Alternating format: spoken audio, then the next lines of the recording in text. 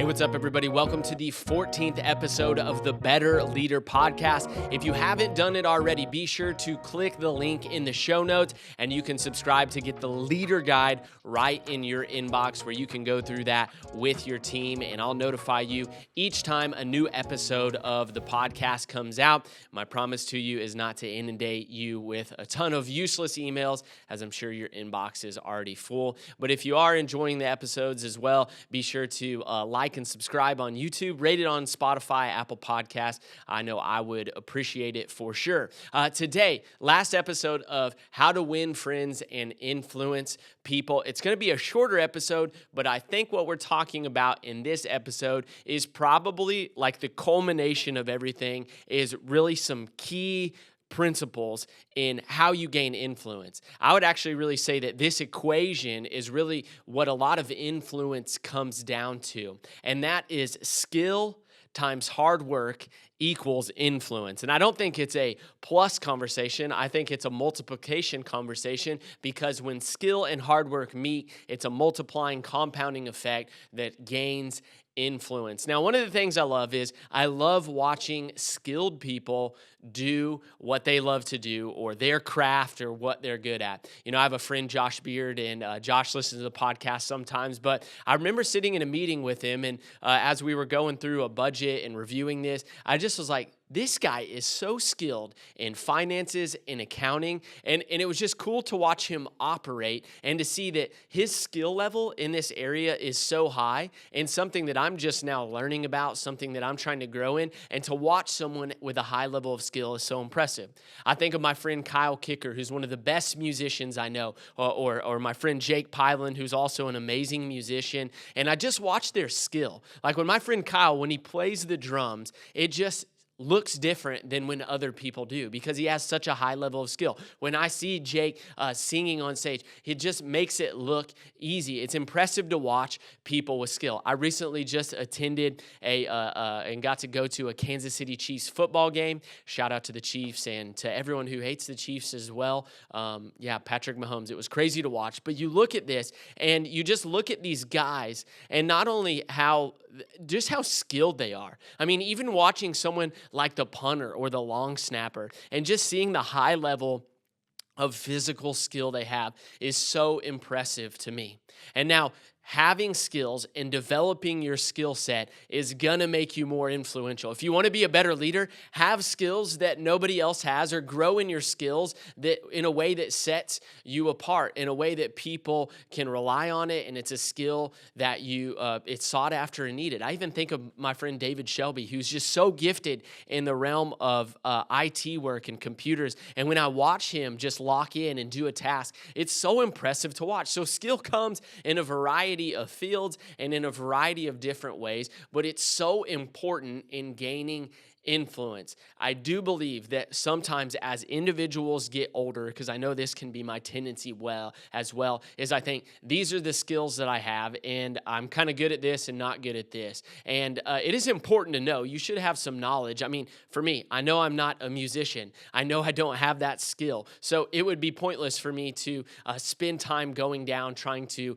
be something that what I believe God has not gifted me in. But I do believe we can grow in skills in a lot of different ways. I always tell people, I think that anybody can speak publicly. There's different levels of how well people can do at that, but I do believe that anyone can do it. It's a skill that people can develop. We can all develop skills, and I think it's important that we take a step back and say, man, what are the skills that if I developed would really, really help me? I'll give you this example from my own personal life. Back in around 2018 or so, I decided to start dabbling in and learning about graphic design. And I went out to Best Buy, I bought a laptop, I got the programs, Adobe programs onto my computer, and I just started learning. And I was terrible at first. But thank goodness for YouTube. Over time, I was able to develop that skill. When I first came onto staff at High Street, I didn't know anything about cameras, photography, videography, live streaming, but part of my job in coming in was learning these skills. And what I found is there's a lot of resources out there, especially in today's world, that can help us. And now I am not the most gifted naturally. I'm not the most skilled graphic designer or anything like that. But as I've developed those skills, as I've worked on them, and we're going to talk about how hard work has played a role in that, I'm able to do things now that I wasn't able to do before. Even producing this podcast, I've had the skills necessary in order to be able to do this that, 6 years ago, I wouldn't have had. And there's a lot of times a barrier. People look at things with technology. I hear it a lot, or photography, videography, those things, and they just think, why?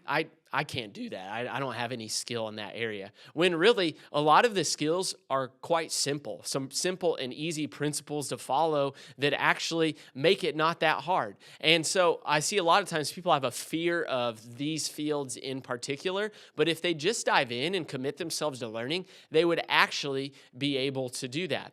And so because I was lucky enough, and fortunately I give all the glory and credit to the Lord, God, for just guiding me and helping me to develop those skills. But without those skills, I wouldn't be able to even do a podcast like this. But over time, as I leaned into learning the skill, and that came from hard work. So where skill and hard work met, that has increased my influence because I wouldn't be able to do it without that. Now, I'm harping on the graphics thing, but I've spent thousands of hours at this point working on different projects and different programs and doing these things and putting in the work that it's taken in order to learn the skills, to where now something that took me multiple hours or even a full day before, I can do within a matter of minutes, or I know how to do it more seamlessly. I know what I can say yes to and what I can say no to. And now I am not the most skilled, but the hard work has met with learning this new skill, and it's increased my influence. Hard work is such an important thing.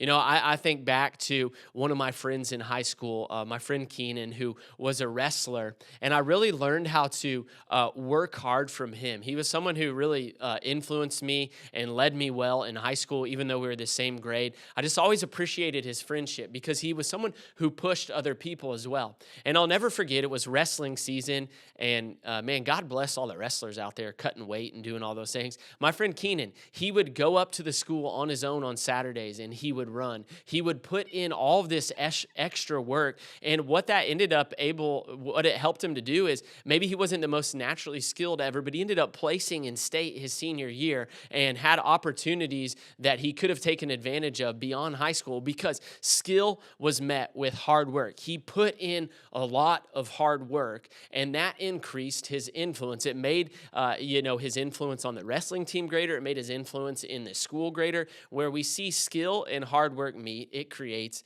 influence. Now, here's the deal. I was a coach.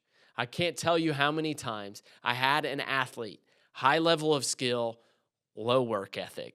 And what they ended up being was just decent players because they had a high level of skill and they could have been great, right? But they didn't have the work ethic. And it was actually more detrimental sometimes to the team. It's actually dangerous to have a high level of skill and to have no work ethic because often you're going to influence the culture of a place in a bad way. But when you have a high level of skill and you have a strong work ethic, that's where greatness comes into play. I think of Jerry Rice, who's one of the greatest football players of all time, arguably the greatest receiver of all time. He used to say in the offseason, he would go out and he would run a 3-step slant route over and over and over and over again, hundreds of times, thousands of times. This basic, simple route, but he would work on it and work on it and work on it. Because he had the skill and the work ethic match, it actually led to greatness on the football field. And I think that principle can be in play in a lot of different industries, in a lot of different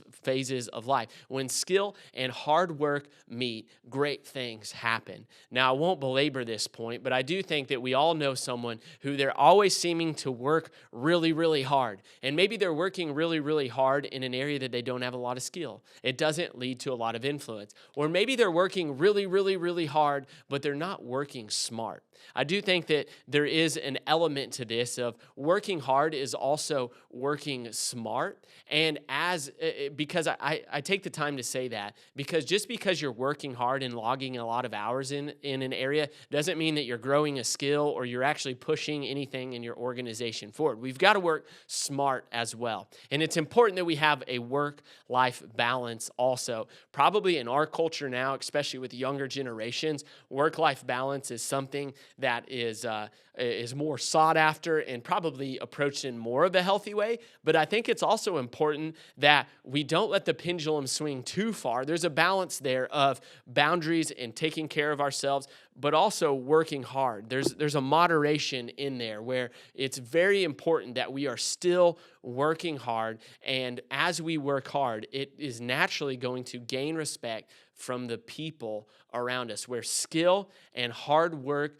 meets, influence is compounded. And so as we look at how do we grow our influence, how do we grow our leadership, how do we win friends, how do we gain and able to influence more people for the purposes and the vision that we have, the goals that we have, we got to be willing to put in the work. We got to be willing to learn new skills. And also we got to learn to lean into the skills that we already have.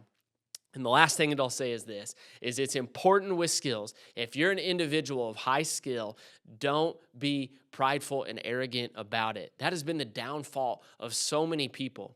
I look at anything that I have a high level of skill in, and I'm just thankful because maybe I have that skill because I was born into the situation that I was born into. Maybe I have that skill because it was what God designed me and created me with, which is why we would have any skills. But I look at that and it's like, I can't be arrogant and prideful about that. I can't let that lead to me being arrogant. I have to allow that to humble me and to realize and to be thankful. It's like, okay, I have this skill. Let me use it for the good of other people. And I can promise you this, humility is always going to win the day. If you're wanting to have friends and meaningful relationships, humility is always going to win the day. And pride is going to lead to destruction. Where skill and hard work meets, influence grows. Thanks for checking out this episode of the Better Leader Podcast.